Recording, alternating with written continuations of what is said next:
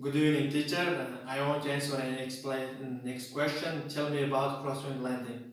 Landing is a slow movement of the aircraft from the moment run down to the touchdown. Landing consists of three stages: run down, flare, and touchdown. One of the most difficult and dangerous landing is a crosswind landing. When crosswind landing don't extend flaps, flaps deflection equal 0 degrees. When crosswind landing, it's necessary firstly take into account the influence and the direction of a crosswind on the aircraft. For example, direction from the left and from the right.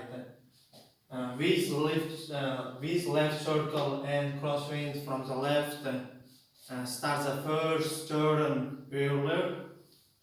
With a crosswind from the right later. For example, crosswind from the left.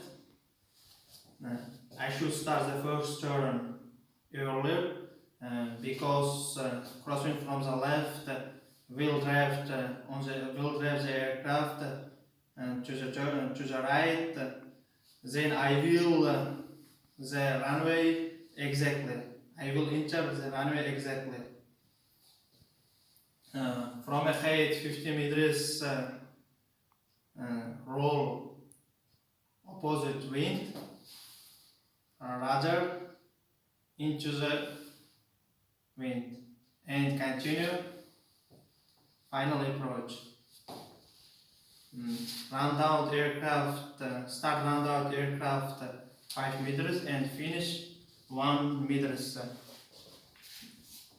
the aircraft begin run down, gradually and coordinated to reduce roll to ensure landing without roll. During the crosswind landing, act on the aircraft slip angle